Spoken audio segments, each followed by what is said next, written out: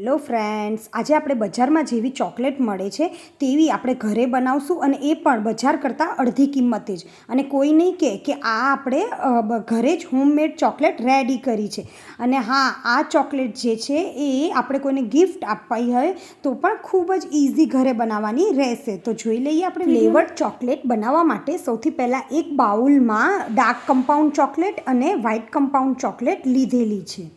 હવે આપણે આને ડબલ બોઇલરની મેથડથી ચોકલેટને પહેલાં મેલ્ટ કરી લઈશું. અહીંયા મેં નીચે એક તપેલીમાં પાણી ગરમ થવા રાખ્યું છે. એવી રીતે ડબલ બોઇલરની મદદથી આપણે ચોકલેટને પહેલાં બોઇલ કરી લઈશું.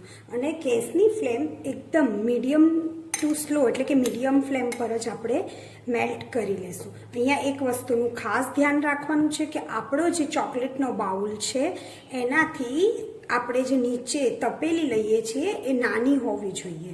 એટલે કે બાઉલને સહેજ પણ ગરમ પાણી ટચ થવું જોઈએ નહીં.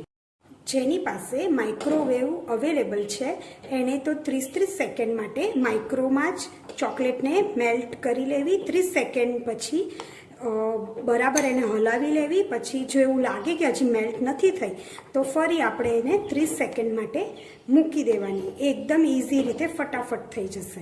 હવે જોઈ શકાય છે અહીંયા આગળ આપણી ચોકલેટ પણ ધીરે ધીરે મેલ્ટ થવા માંડી છે.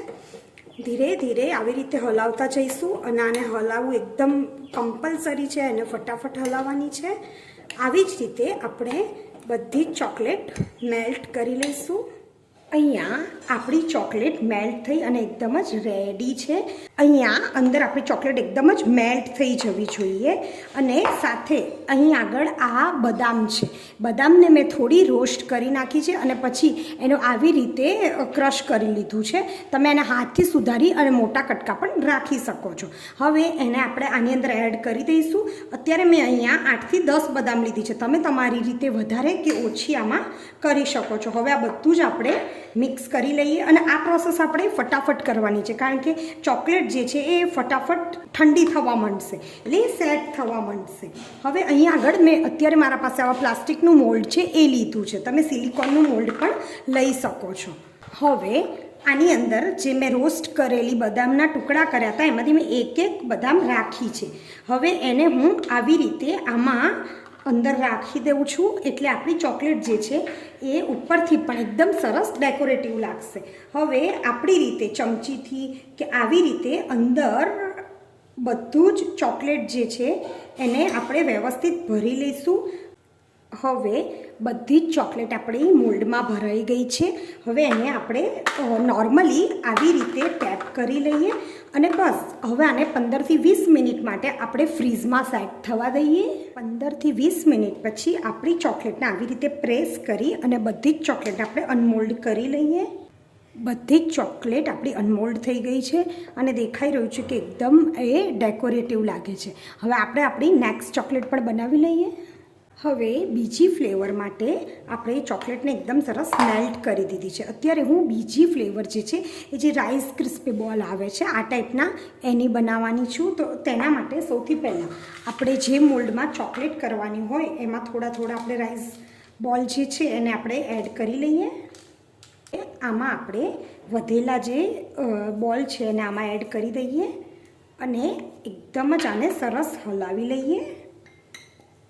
આનાથી આપણી જે ચોકલેટ છે એકદમ જ ક્રિસ્પી લાગશે અને બધાને જ ખૂબ જ ભાવશે આ ચોકલેટ. બધું જ એકદમ સરસ મિક્સ થઈ ગયું છે. હવે આને આપણે મોલ્ડમાં લઈ લઈએ ચોકલેટને ધીરે ધીરે. હવે બધી જ આપણી એકદમ સરસથી ભરાઈ ગઈ છે. હવે આને આપણે ટેપ કરી લઈએ અને હવે આને આપણે સેટ થવા ફ્રીઝમાં રાખી દઈએ. રાઈસ ક્રિસ્પી બોલવાળી ચોકલેટ પણ સેટ થઈ અને મેં એને અનમોલ્ડ કરી લીધી છે.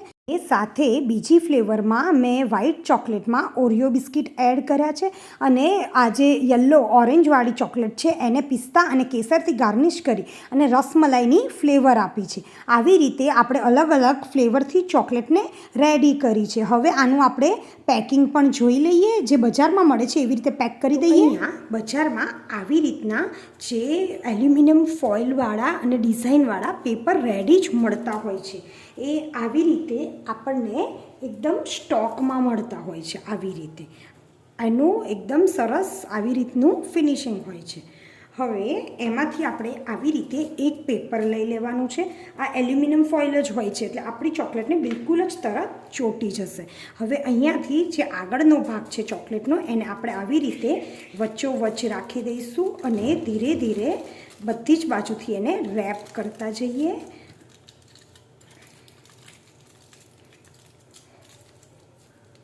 જો દેખાઈ રહ્યું છે કે આપણી ચોકલેટમાં એકદમ સરસ ફિનિશિંગ પણ આવી ગયું છે અને આ જે એલ્યુમિનિયમ ફોઇલવાળું ડિઝાઇનવાળું પેપર છે એ આવી રીતે એકદમ ચોંટી જાય છે. હવે આવી રીતે આપણે બધી જ ચોકલેટને રેપ કરી લઈએ.